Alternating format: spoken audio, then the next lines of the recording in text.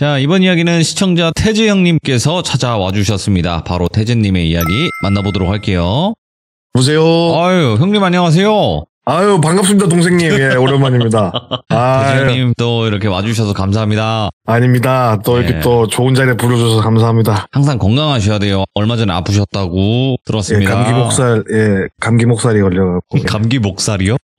네, 3인분에 걸려서 좀 배가 아이고. 불렀네요. 자, 오늘 또 이렇게 찾아와 주셨는데, 오늘 해주실 이야기는 어떤 이야기일지 같이 한번 들어보도록 하겠습니다. 렛츠고! 기리십니다. 태즈예요.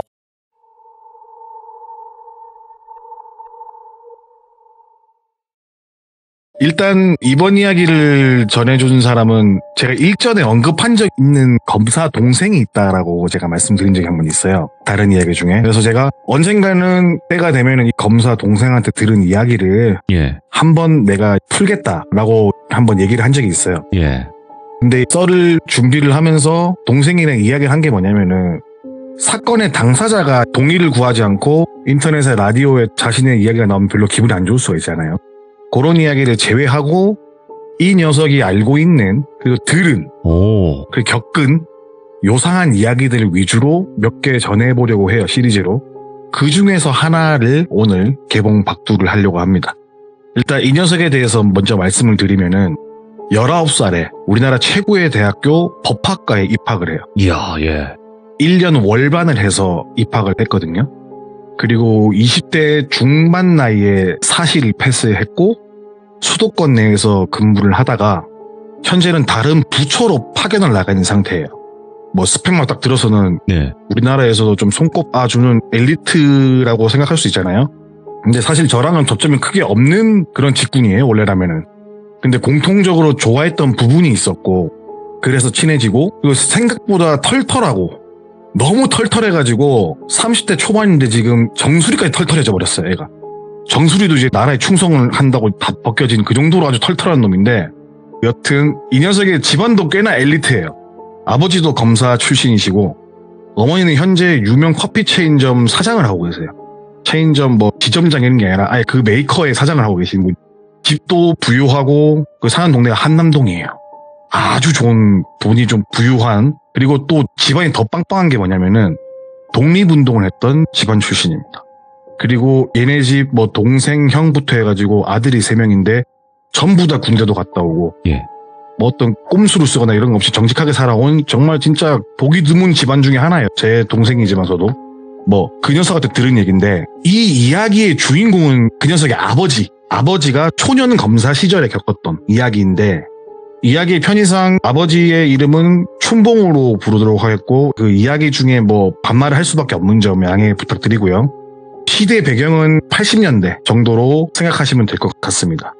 그 이야기를 들어가자면은 이 춘봉이가 검사가 처음 되었을 무렵에 겪었던 일인데 우리가 흔히 영화나 드라마나 뭐 TV에서 보는 검사들은 막 머리 막 2대8로 하고 네. 머리 잘잘 흐르고 양복 입고 딱 좋은 차 타고 뭔가 좀 삐까뻔쩍하잖아요. 뭔가 사회에서 이 지도층 같은 느낌도 나고 뭔가 많이 배운 느낌도 나고 예. 뭐 그런 건데 사실 그런 것들은 TV에서 보여지는 모습이고 옛날도 그랬고 현재도 그렇고 그런 사람들이 거의 없대요. 거의 없다고 봐도 무방하다더라고요. 늘 서류에 둘러싸여서 사건 처리만 하다 보면은 하루가 가고 맞아요. 다음날 또 출근을 하면 또 서류가 이만큼 쌓여요. 예. 그리고 그 당시 춘봉이가 입사했던 시절은 격동의 80년 아닙니까? 이 당시 뭐 시대상을 딱히 말씀드리지 않아도 아주 바쁘고 누구나 다 힘들고 뭐 그런 시절 그죠? 예. 그러니까 일주일에 많아봐야 2번 정도 집에 들어가고 주말이나 평일에는 일 처리하느라 진짜 하루를 보내는 게 아니라 하루를 한 3일처럼 보내는 거예요. 예. 한 번 나오면 3일 있다 집에 들어가고 뭐 이런 식으로 돼버리니까 이렇게 바쁘게 살던 와중에 어떤 사건 하나를 떠맡게 돼요. 뭐 어떠한 특별하게 대단한 사건이라고 생각을 처음에 하지 않았던 게 뭐냐면은 이 범인이 처음에 잡혀올 때 범죄 사유가 단순하게 강은으로 되어 있고 그러니까 이 강은은 지금부터 거시기라고 부르겠습니다. 약간 좀 단어를 순화해서 거시기를 저질러서 자수를 한 상태였어요. 거기다가 놀라운 건 동일 거시기 전과가 도합 7범이에요. 쓰레기 중에 쓰레기, 악질 중에 악질인 거죠.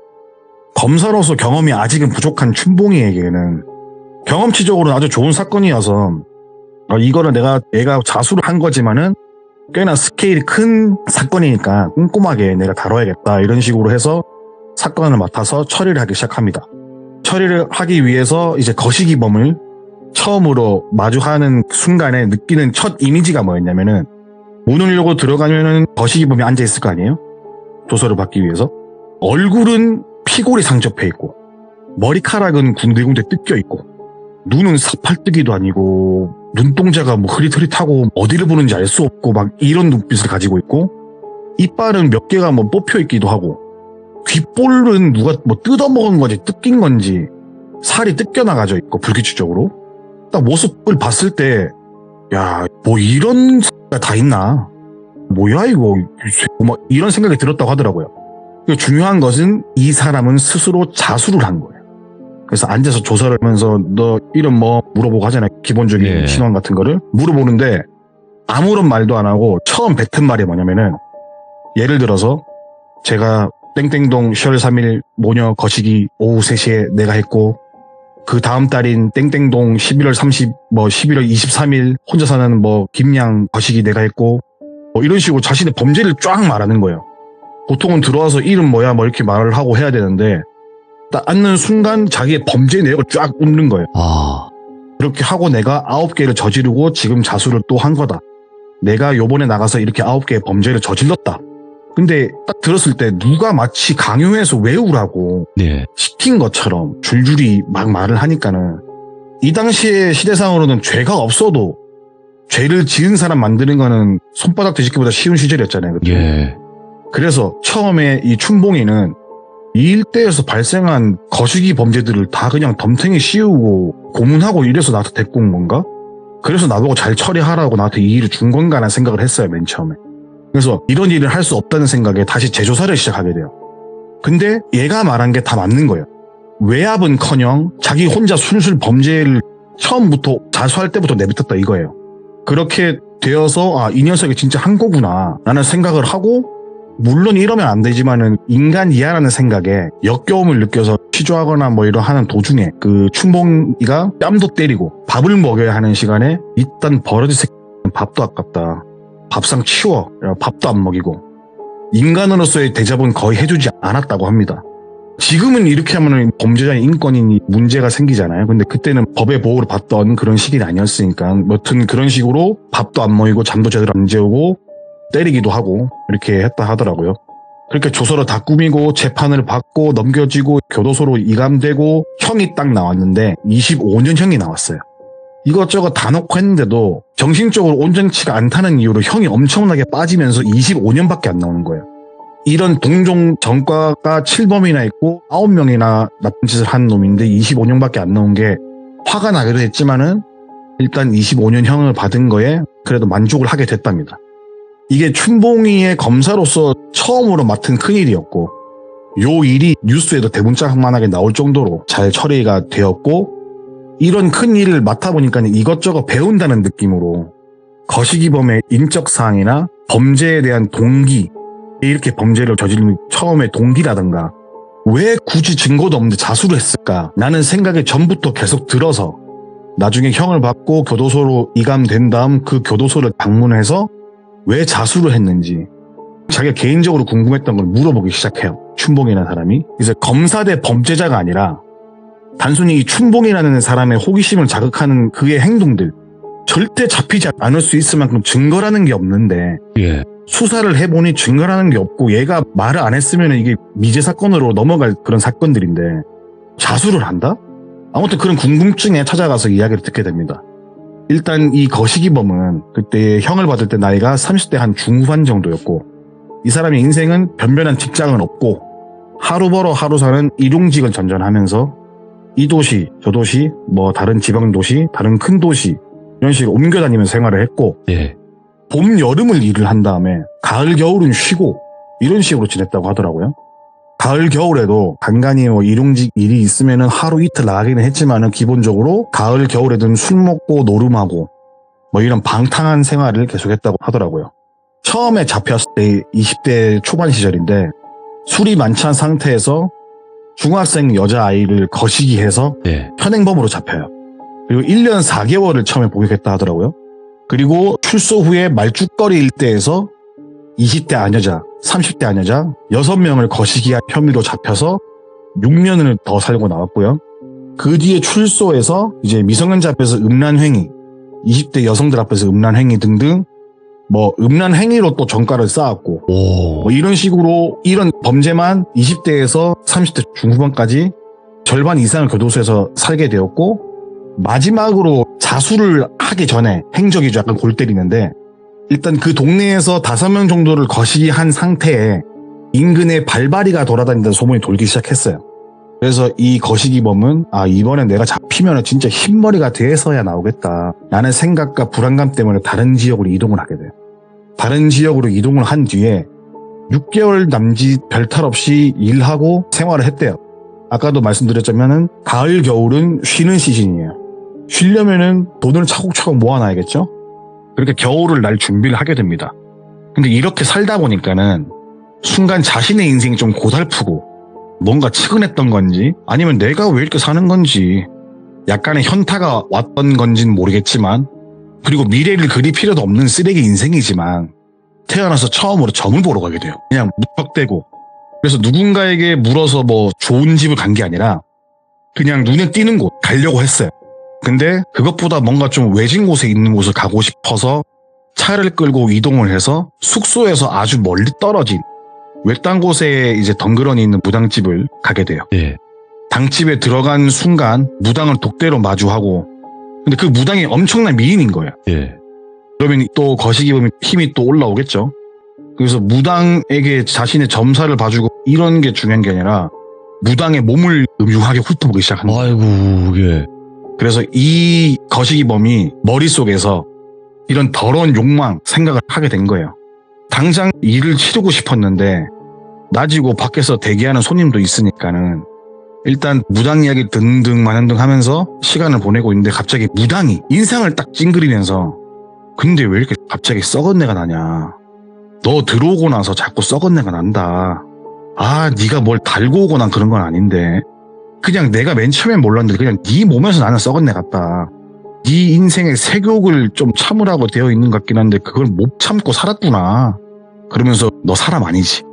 이 썩은 내가 보통이 아닌 걸 보니까 넌 사람 아니다. 야, 숨 쉬고 밥 먹고 말한다고 다 사람이냐? 야, 가라. 너 같은 새는 더 이상 내가 점 봐줄 수가 없다. 그리고 어차피 너 점괘가 안 나와. 그러니까 복비 같은 거는 줘도 안 받으니까 나가라. 라는 이야기를 듣게 됩니다.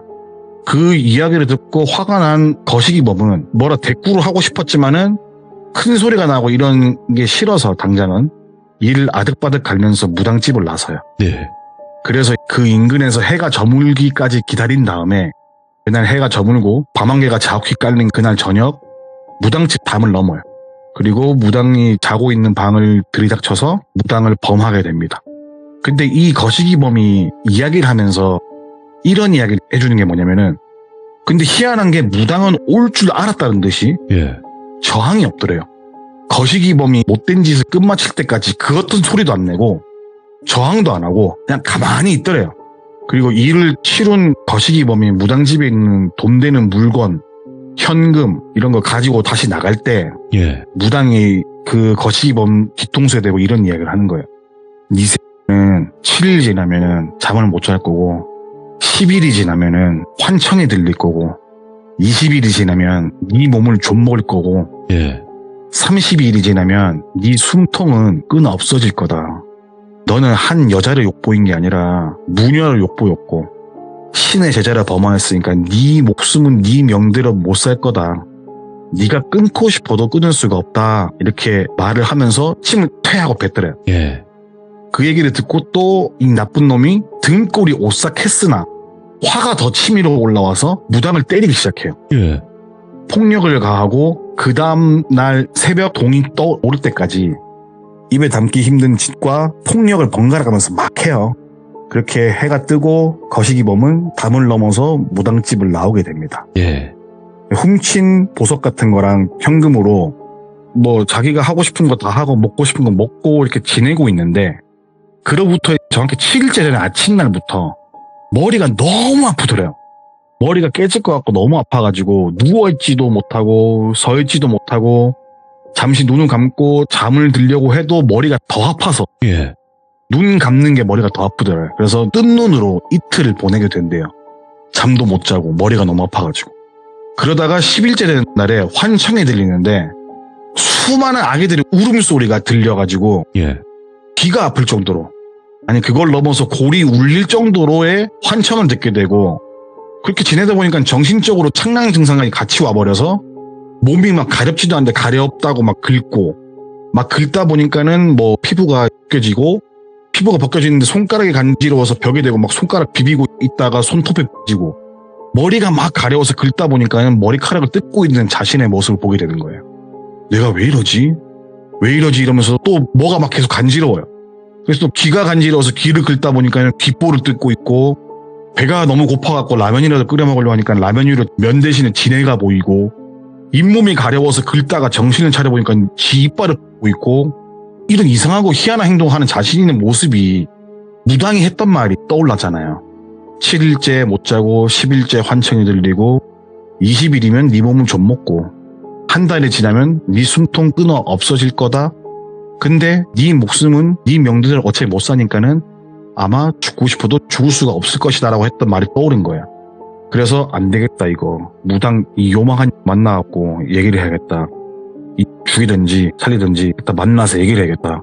이런 생각에 다시 무당집을 찾아가 봐요. 근데 집만 있고 무당이 안 보여요. 그래서 누가 봐도 급히 이사 간 것처럼 집이 비어져 있는 거예요. 이상하다 싶어가지고 주변에 보이는 아무 가게에 들어가요. 원래 저기 있던 무당 어디로 갔는지 알고 있냐고 아줌마. 그러니까는 그 가게에 있던 아주머니께서 얼마 전에 이사를 갔다. 근데 참 희한하다. 이런 식으로 말을 하는 거예요. 갑자기 가게 아줌마가. 무당이 어떤 아저씨가 찾아올 거라고 이 가게로. 그러면 찾아오면 이 편지를 주라고 나 주고 갔다고. 아 진짜 그 무당 용한가 보다. 당신이 올 줄 어떻게 하고 나한테 딱 편지를 맡겼을까. 참 용하네. 나는 이야기를 해주면서 편지를 줘요. 예. 그 편지를 얼떨떨하게 받고 이 거시기범은 가게 밖에 나와서 근처에 있는 평상에서 편지를 읽어요. 적혀있는 내용은 간단해요. 자수하여 광명 찾자. 근데 그 밑에 칸에 늦었을지도 하고 물음표 2개. 나는 문구의 편지였어요. 그 편지를 받고 소름이 너무 돋더래 거기서. 아 내가 건들지 말아야 될 것 같더라구나.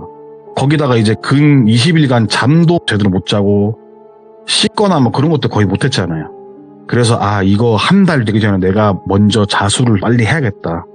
나는 생각에 그 길로 인근 경찰서로 가서 자수를 했고 그렇게 춘봉이한테 넘어오게 된 사건이었고 그 놈이 범죄자였던 거죠.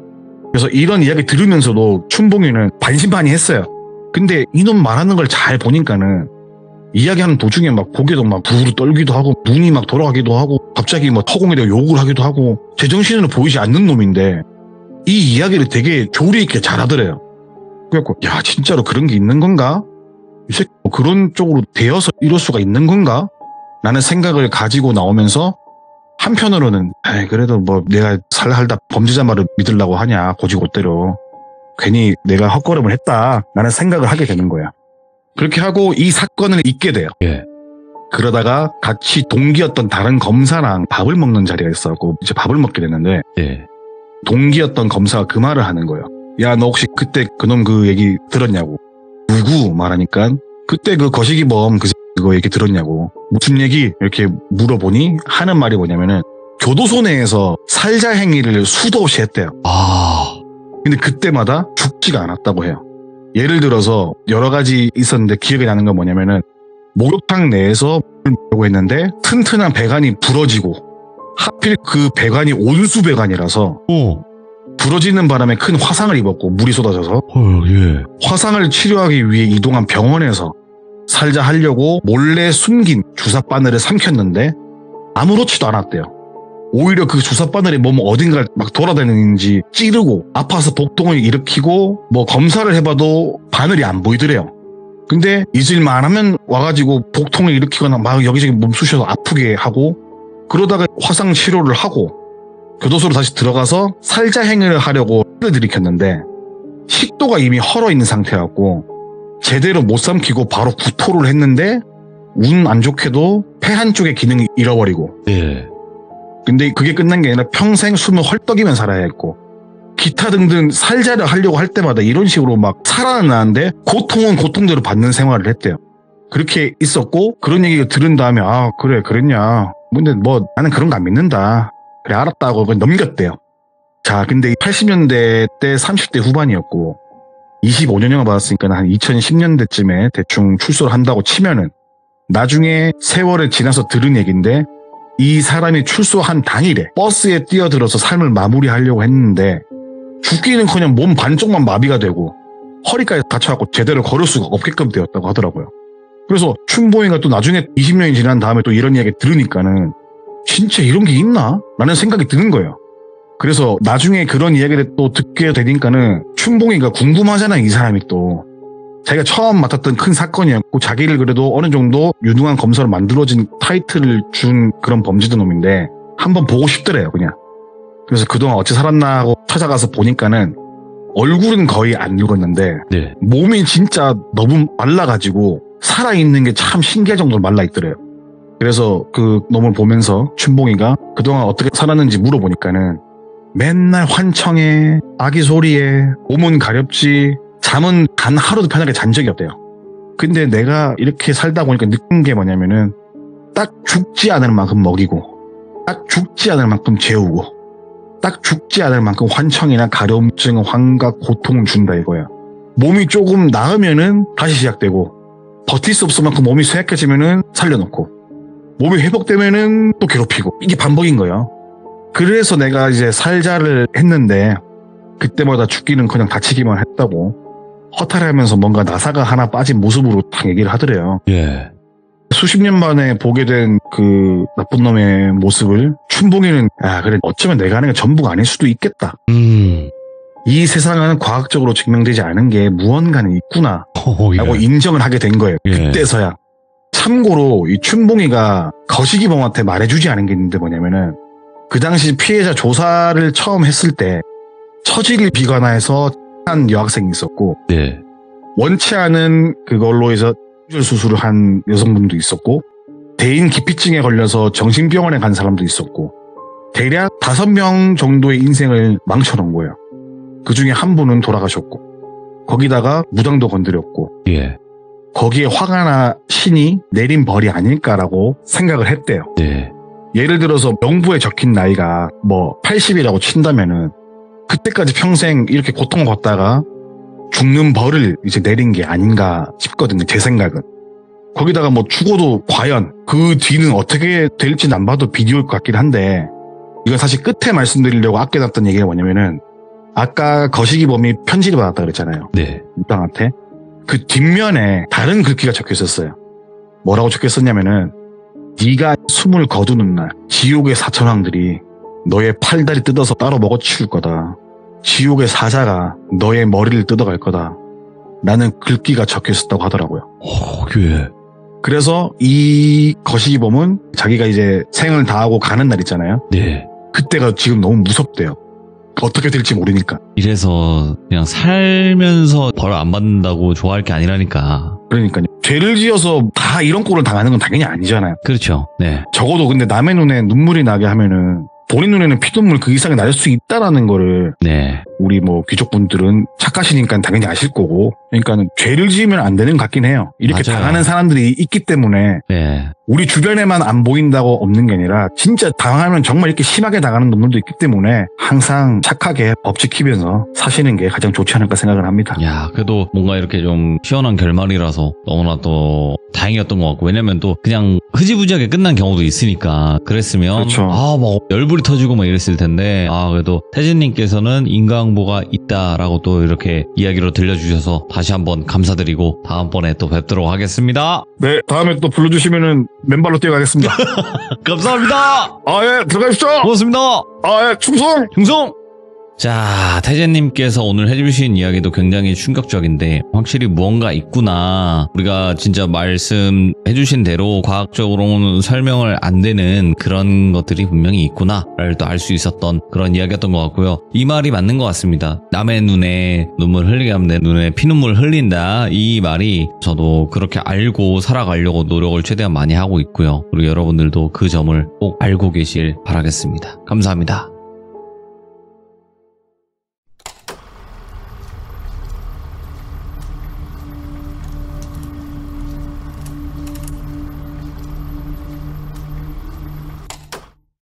자, 이번 이야기는 시청자 태재님께서 찾아오셨습니다. 빠르게 만나보도록 할게요. 여보세요? 안녕하십니까? 아, 반갑습니다. 예. 예. 자, 태재님 오늘 찾아와 주셔서 감사드리고 바로 이야기 시작하도록 하겠습니다. 렛츠고! 이리십니다. 태재예요.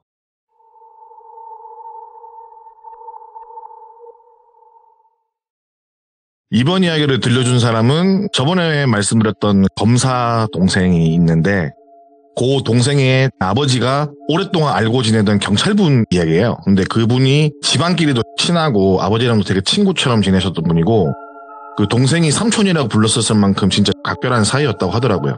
그래서 뭐 그분이 은퇴하실 때 지인들과 술자리에서 뭐 이런 거 물어보잖아요. 가장 뿌듯했던 검거 현장 예. 아니면 뭐 가장 가슴 아팠던 범죄 현장 같은 게 뭐가 있냐 이런 걸 얘기하다가 나온 이야기예요. 그래서 이야기의 배경은 한 70에서 80년대 정도로 생각하시면 되고 뭐 언제나 그렇듯이 가명은 똘비라고 칭하여 이야기하겠습니다. 일단 지역은 말씀 안 드릴게요. 우리나라에서 어느 정도 크기가 있는 섬인데 그렇다고 막 엄청 큰 섬은 아니고 여객선으로 들어갈 수 있는 섬이에요. 그러니까 예를 들어서 뭐 똘비섬, 똘순이섬, 뭐 태즈섬 이렇게 있으면은 그 셋 찍고 다시 그 섬으로 돌아오는 여객선이 있는 그런 섬인데 이 똘비라는 사람은 부모님이 돌아가셨어요. 11세의 나이에 부모님 돌아가시고 이제 천의 고아가 된 거죠. 근데 그 당시에 동네에 있는 가장 부자였던 김씨 아줌마네가 걷어서 키웠어요. 근데 말이 키운 거지 그냥 온갖 잡일시키는 머슴이에요, 머슴. 예를 들어서 뭐 나무도 캐고 그때는 물도 데우고 빨래도 하고 예. 뭐 하고 그러니까 온갖 집안일을 다 한 거예요. 잡초도 뽑고 뭐 배 들어오면은 생선 내장도 떼고 뭐 말리고 이런 거 다 한 거예요. 10대 후반의 나이가 되었을 때까지 눈 뜨면 밭일, 바닷일, 해 떨어지면은 자고 아침에 일어나 깨털고 뭐 이런 걸 반복하는 거예요, 그냥. 밥은 잘 주면은 찬밥에 된장 한 숟갈 정도? 그런 느낌인데 그래도 이 어린 나이에 먹고 싶은 게 많잖아요. 먹고 싶은 게 많은데 산에 몰래 닭도 키우고 예를 들어서 어디 뭐 일손도로 가면 과일 같은 거 몰래 한두 개 챙기고 자신만의 비밀기지에 숨겨놓고 그런 군것질들을 야금야금 했대요. 그래봤자 그 나이 때 한창 먹어야 되는데 먹지 못한 건 사실이죠. 그리고 그 섬에 있는 또래 친구들은 이미 중고등학교 시절을 다 무토로 나가서 학교로 다녔던 시기였고 초등학교도 분교만 거기 있었고 제대로 된 초등학교가 없었다고 하더라고요. 여튼 거기다가 이제 김씨네 아줌마는 똘비를 엄청 때리기도 했어요. 그 김씨네 아줌마 남편은 뱃사람이라서 배를 타고 하루 이틀 나갔다 들어오시는데 김씨네 아줌마도 엄청 괴롭히고 그 딸들이 나이가 좀 있는데 시집을 못 갔어요.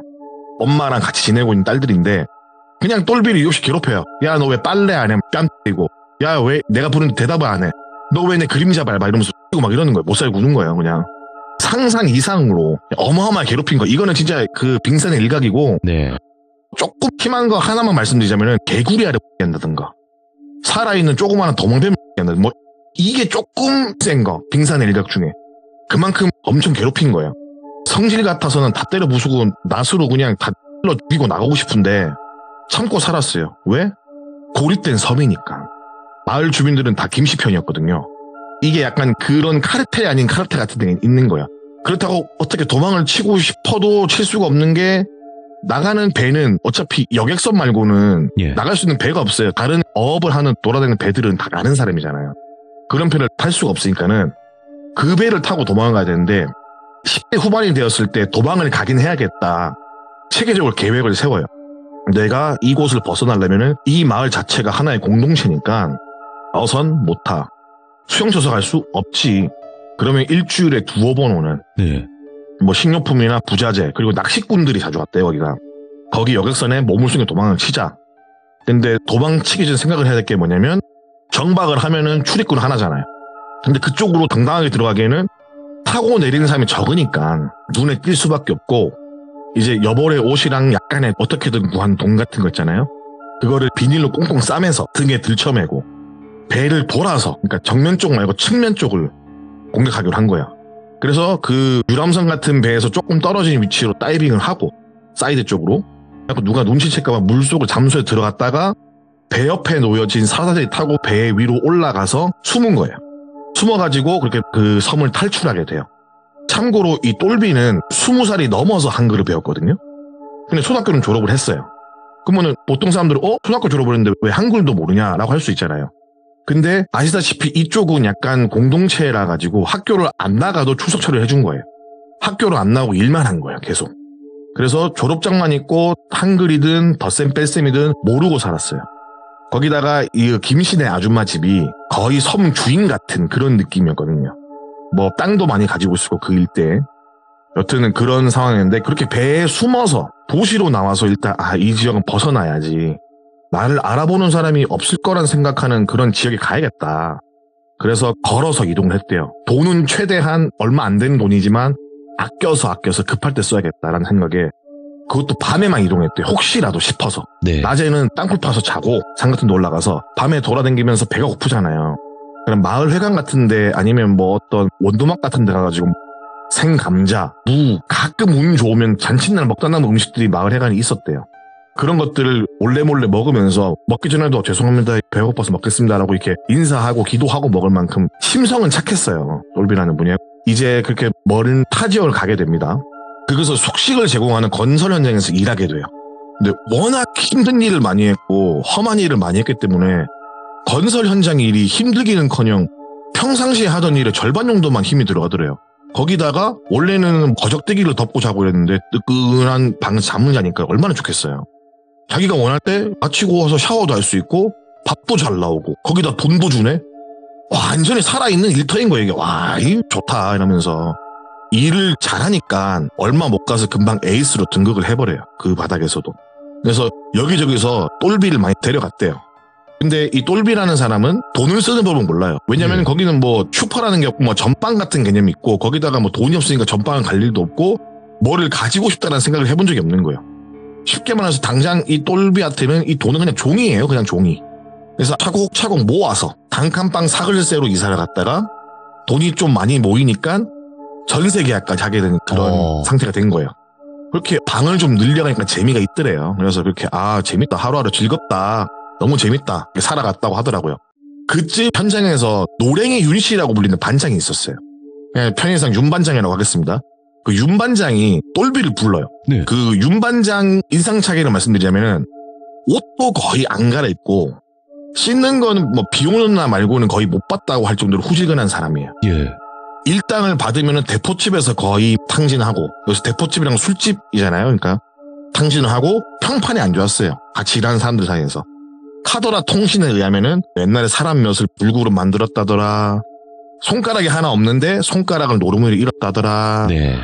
뭐 했다더라. 안 좋은 소문들이 다 그 노량이 윤씨, 윤반장한테 붙어 있었거든요. 근데 윤반장이 똘비를 불러서 했던 이야기가 뭐냐면은 똘비를 불러서 야 똘비야 일로 와봐. 불러가지고 위아래로 싹 훑어보더니 내가 너를 진짜 지켜봤는데 일하는 기똥차게 잘하더라. 여기 현장 끝나면은 내가 가야 되는 현장이 산에 있는데 거기 갈래? 라고 하는 거예요. 일당은 지금 받는 건 4배는 줄게. 하루 일당 4배. 얼마 안 돼. 3일이면 된다. 그리고 선불로 줄게. 혹시나 내가 해야 하는 것 같거나 뭐 이상한 느낌 좀 안 해도 된다. 주변 사람들한테 어디 간다고 말해도 된다. 네 주변 사람 중에 1명 정도 더 데리고 가야 된다. 그러니까 어떻게 뭐 3일 정도 가겠냐. 3일 정도면은 거의 보름칠 땅 받아간다. 근데 너의 작업 능력에 따라서 곱절에 그 곱절도 가능하다. 그러면은 뭐 잘만 해가지고 네가 부지런히 하고 운 좋으면은 1년치도 버는 거야. 어떻게 뭐 생각했으면 내일까지 말해줘라 한 거야. 그 말을 듣고 똘비는 고민을 했죠. 평판이 안 좋은 사람이고 외지인 산을 간다고? 찜찜한데. 근데 3일밖에 안 하잖아. 거기다가 선불이네? 그럼 장학기간 끝나고 내가 바란 만큼 인센티브를 또 준다는 그런 얘기인 것 같은데 오케이 콜 이러면서 따라간 거예요. 그 현장이 이제 마무리된 다음 날에 같이 출발을 했다고 해요. 그러니까 그 사람들이 하는 일이 그냥 말씀을 드리면은 나라에서 관리하는 산들이 있잖아요. 근데 그 중에서 나무 중에 진짜 비싼 나무들 있죠. 품종이 좋은 나무들. 따로 관리하는 그런 곳이 있대요. 저는 뭐 이런 걸 처음 들어봤는데 이 산에서 벌목을 하려면은 나라에서 허가를 받고 와야 돼요. 그래서 따라간 현장은 그 나무들을 몰래 베어서 파는 그런 범죄였던 거예요. 그러니까는 뭐 예를 들어서 우리나라에 뭐 오래된 사찰 같은 게 뭐 부서지거나 이러면 거기에 있는 나무들을 캐는 거예요. 오래되고 좋은 나무들. 이제 가게 돼서 그걸 알게 된 거예요. 가기 전에는 몰랐고. 그래서 이런 건 못하겠다 라고 말하는 순간 이 쌍놈 이러면서 윤 반장 일행이 때리기 시작한 거예요. 야, 너 여기서 일 안 하면은 뒤져 이 새끼야. 이 하나 건져갈 사람 없고 이 쌍놈의 고아 시키면 시킨 대로 하지 뭔 말이 많냐고. 어이구. 돈 받아간 거 어떡할 거냐고. 이 쌍놈 새끼 짓궂이야 이러면서 막 때리는 거예요. 막 맞으니까 맞다가 가겠다고. 미안하다고 가겠다고. 그러니까는 이 하여간 조선놈들은 처음 맞아야 말을 듣는다고 이 막 이렇게 말을 하게 된 거예요. 그래서 따라 나서게 됩니다. 그래서 당연히 정문으로 들어갈 수가 없잖아요. 지금에서야 뭐 감시 카메라도 있고 뭐 전자 펜스라든가 이런 것들 기타 등등 경계할 게 많은데 그 당시 때는 그냥 대충 뭐 불러놓고 못 들어오게 그냥 사람들이 지키고 있는 거예요. 근데 워낙 넓은 땅이니까는 10명 정도에 되는 인원으로는 다 커버를 못 하잖아요. 그러면 여기서 궁금한 점이 하나 있을 수 있습니다. 나무 도끼질을 하든 톱질을 하든 소리가 나고 나무가 쓰러질 건데 그럼 그걸 듣고 오지 않겠냐. 그래서 비 오는 날 간 거예요. 비가 태풍이 엄청 오는 날 빗소리 천둥소리 묻혀가지고 못 듣게끔. 그래서 일을 3일만 하는 거예요. 그때 몽창 좋은 건 다 배가려고. 그래서 도착한 날부터 엄청난 비가 쏟아집니다. 와. 그렇게 산을 쭉 돌아서 정문 말고 사이드로 빠져 돌아가지고 원래 들어오게 돼요. 그래서 야, 넌 절로 가고 넌 절로 가고 굵고 씨알 좋은 거 딱 봐도 괜찮아 보이는 거 나한테 와서 말할. 이렇게 퍼진 거예요, 일행들이. 근데 똘비가 얼마 못 가서 딱 본 나무가 와, 이 나무 진짜 멋있다. 아름답다. 똘비라는 사람의 말을 들어보면은 나무에 기름을 발라놓은 것처럼 반질반질하면서 와, 웅장하다, 신비롭다라는 느낌이 굉장히 컸다고 해요. 그래서 넉넉 구경을 하고 있는데 윤 반장이 오면서 이 색도 이러면서 그러다가 나무를 보게 된 거예요. 오, 그렇지. 이런 나무면 괜찮지. 이거 그냥 완전 개밥 도토리인 줄 알았는데 그래도 나무 보는 눈이 있네 이러면서 일행들을 다 불러 모은 거예요. 불러 모아서 손에 연신 침을 뱉어가면서 야, 이 나무 작업하자 이러면서 야, 이거 하나만 베가도 우리 일당 다 되겠다 이런 식으로 희죽거리면서 베려고 해요. 네. 근데 그걸 본 똘비는 속으로 자기가 의도하지도 않았고 자신도 모르게 네. 기도를 했대요. 저는 나쁜 일인지 모르고 따라왔고 돈을 많이 준다는 말이 현혹돼서 따라왔습니다. 죄송합니다. 제가 좀 더 알아보고 왔어야 되는데 근데 제가 이 나무는 베면 안 될 것 같아서 마음속으로 제 죄를 뉘우치고 있습니다. 죄송합니다. 이렇게 질끈 감고 속으로 말했다고요. 자기도 모르게 두 손을 꼭 모아서 그렇게 기도하고 자신의 모습을 발견한 반장이 어휴, 저 병새끼를 한다. 에이, 쌍나무 새끼야. 야, 나무 안 배! 소리를 지른 거예요. 예. 너 뭐야 지금? 기도해? 조상한테 기도하냐? 고아 새끼야? 개념 없는 새끼, 쌍나무 새끼 하면서 이렇게 막 욕을 하는 거예요. 옆에서 욕을 하든 말든 똘비는 눈을 감고 있는데 옆에 또 윤반장 다른 일행이 말하기를 형님 저 그냥 냅두고 빨리 작업을 하자. 이따가 다시 이야기하든 저거 작업 안 하면 좁혀버리고 여기다가 나무 대신 묶고 가면 되니까는 일단 작업부터 하자라고 이야기를 했고 비가 엄청 오는 산 중턱에서 도끼질을 딱 하려고 하는데 그 순간 똘비가 기억을 잃어버려요. 네. 그러니까 똘비는 기도를 하고 있었고 그 사람 도끼질 하려고 자 들어간다 이런 순간 똘비도 기억을 잃어버렸대요. 너무 기억을 잃어버린 게 긴 게 아니라 잠깐 기절했다가 비가 하도 오니까 기절해서 깼죠. 눈 뜨고 일어나니까는 윤반장 일행이 소리를 지르면서 도끼를 내팽개를 치고 왔던 길로 돌아가고 있는 거예요. 똘비는 그 모습 보고 멍하니 있다가 왜 도망가지? 나는 왜 기절을 이러다가 순간 뭔가 오싹한 느낌이 들어서 바로 자리를 박차고 윤반장 일행을 따라간 거예요. 그래갖고 윤반장을 따라잡고 같이 어느 정도 현장을 벗어나서 숨을 돌리는데 윤반장 일행들이 하는 말이 야, 봤어? 봤어? 반장님 봤어요? 봤어? 형님 봤어? 나 봤어. 나도 봤어. 이 얘기만 하더래요. 미치겠네. 뭐야 저거? 이런 식으로 얘기만 하다가 잠시 숨 고르고 야, 빨리 여기 벗어나자. 이거 잘못된 것 같다. 이러면서 숨겨둔 포터를 끌고 산 밑으로 내려와서 숙소로 왔어요. 다들 이제 넋이 나간 듯이 씻지도 않고 구석에 쭈그려가지고 달달달 떨면서 있는 거예요. 그래서 예. 똘비는 뭔가 싶잖아요. 물어보면 때릴 것 같고 물어보기도 뭐 하고 있는데 쭈그려서 다들 자더래요. 그래서 똘비는 그 와중에 또 감기들 드실까봐 왜냐면 다 젖었으니까는 윤반장 일행들 입으로 하나 둘 덮어주고 그다음 자기는 씻으러 들어갔대요. 씻고 나와서 자기는 이불도 없이 그냥 젖은 옷 다 벗고 새 옷 갈아만 입고 잠들었대요. 어느 정도 잠들었을까 하는 생각에 있는데 자기가 누워있는 방에 어떤 할아버지 목소리로 예. 하나, 둘, 셋, 넷. 하나, 둘, 셋, 넷. 이러면서 뭔가 질질질 끌고 가는 소리가 났다고 하더라고요. 그러다가 또 옆에 가서 하나, 둘, 셋, 넷. 이러고 끌고 가는 소리가 나고 인기척 같은 게 똘비의 머리맡까지 도달하더니 이러고 그냥 지나가더래요. 그리고 제일 구석에 자고 있던 윤반장 쪽으로 가서도 숫자를 세는 거예요. 예. 그렇게 뭔가 싶기도 하고 무섭고 눈을 찔끔 감고 공포에 떨면서 잠이 다시 들었는데 눈을 떠보니까는 아침에 밝아 있었죠. 그리고 해가 중철인데 다들 어제 저녁에 봤던 그 자세로 잠들어 있는 거예요. 그래서 다들 왜 안 일어나나 라는 생각에 윤반장님, 박씨 아저씨, 임씨 아저씨 다 전부 다 흔들어 깨웠는데 안 일어나더래요. 그래서 어제 비 맞아서 감기 걸린 건가? 라는 생각을 하고 몸을 만져보니까는 너무 차갑더래 몸이. 놀래서 어깨를 잡고 뒤집어 보니까는 다들 입술이 파래져가지고 죽어있었다고 하더라고요. 그래서 놀라서 소리를 고래고래 지르니까 여관 주인이 왔고 주인이 경찰에 신고를 하고 똘비를 경찰서까지 데려가게 돼요. 그래서 서에 갔는데 형사들이 물어볼 거 아닙니까? 무슨 일이 있었냐? 너가 죽인 거 아니냐? 이런 식으로 말을 하는데 있던 일을 다 말해준 거예요. 사실은 우리가 거기 나무를 베러 갔는데 이렇게 돼가지고 됐다. 근데 사실 경찰서라는 게 저는 그렇거든요. 좋은 일이 있든 안 좋은 일이 있든 가게 되면 뭔가 찜찜한 곳이 저는 그런 곳인데 그렇죠. 거기다가 죄는 아니지만은 안 좋은 일로 가게 된 그 똘비라는 처음으로 간 서가 너무 무서웠대요. 그렇게 벌어진 일을 다 이야기하고 다시 꿈 얘기도 한 거예요. 그냥 달달달달 다 말한 거예요. 그러니까 의사 사망 소견서도 들어보니까는 저체온증으로 인한 사망이고 다른 게 없다라고 한 거예요. 그래서 이 사람들 젖어 있는 것도 그렇고 비 맞고 자서라고 하는데 이불도 덮어놨잖아요. 좀 이상하긴 한데 얘는 어떻게 뭐 접점이 없어요. 주변 환경이나 평판 등 봤을 때 딱히 죄를 지을 만한 것도 없고 엮을 것도 없고 그래서 훈방 조치를 받게 되었다고 하더라고요.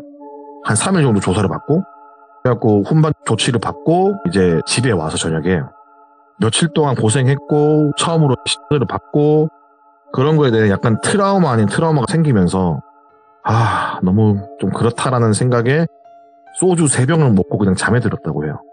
잠이 안 올 것 같아서. 예. 그래서 얼마나 잠이 들었는지 모르겠는데 꿈속에서 저기 멀리서 어두컴컴한 곳에서 누가 슥슥 다가와요. 근데 수염이 바닥까지 끌리는 어느 노파분이 저 멀리에서 점점 가까워지면서 아주 인자한 얼굴로 다가오더래요. 그래서 똘비를 딱 보고 나서 세상 인자한 얼굴로 머리를 딱 만져주면서 잘 컸네 잘 컸어 이렇게 칭찬을 하고 사라지시더래요. 근데 딱 손대는 그 순간부터 뭔지 모르겠는데 눈물이 펑펑 나더래요. 눈물을 흘리는 자신의 모습을 또 멀리서 지켜보시는 거예요. 그러면서 온화한 미소를 가만히 보시면서 사라지시는데 그 모습을 보고 꿈에서 깼는데 눈을 떠보니 베개에는 이미 눈물이 범벅이고 근데 그냥 눈물이 계속 나더래요. 그래서 뭔가 비워지는 느낌이 들었고 뭔가 또 트라우마를 극복한 그런 느낌적인 느낌이랄까? 뭔가 세상을 살아가는데 힘을 얻은 그런 느낌? 그러면서 다시 또 공사 현장 일자리를 알아보고 한동안 또 일을 하면 지내요. 그때부터 미뤄왔던 공부도 하고 한글을 떼고 검정고시도 보고 지내던 와중에 그냥 문득문득 든 생각이었는데 그게 뭐냐면은 자기가 봤던 그 나무 근처에 가서 한번 쟤라도 지내야겠다. 뭔가 그래야 될 것 같은 느낌이 든 거예요. 이 똘비라는 사람이. 그래야 마음 편하겠다. 그래서 근처 들어갈 수는 없잖아요. 최대한 출입이 허락된 그곳과 가까운 곳까지 가서 그쪽 방향으로 과일 몇 개, 뭐 북어 한 마리 뭐 이런 거 있잖아요. 소박한 것들을 준비해서 막걸리 한 명 들고 죄를 드리고 이제 과일이랑 북어를 이제 바닥에 찢어서 버리면서 고시래고시래 뿌리고 산을 내려왔다고 하더라고요. 그런 일이 있고 해가 바뀌는 1월 1일에 꿈에서 봤던 그 노인분이 또 나왔다고 하더라고요. 똘비를 조심스럽게 어루만지면서 하시는 말씀이 너는 천성이 착해서 그리고 남한테 해코지를 할 줄 모르니까 뭐 소방관, 군인, 경찰관 이런 거 하면 잘 될 거다.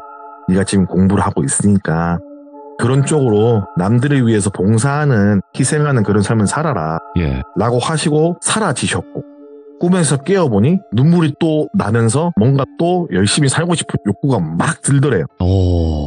그래서 공부를 열심히 했고 20대 중반 늦은 나이에 몇 해 준비를 해서 순경이 되었고 순경이 되고 형사가 되는 시험이 있다 하더라고요. 뭐 그거 치르고 진급도 하게 되고 네. 지역 내에서 꽤나 유능한 경찰관이 되어서 늦게 임관했지만 진급도 빠르고 일이 잘 풀리고 인간적인 경찰관이라고 소문이 자자한 그런 사람으로 된 거예요. 근데 이쯤 되면은 아시겠지만은 이 이야기의 주인공은 삼촌이에요. 삼촌이 어릴 때 이 얘기를 한 거예요.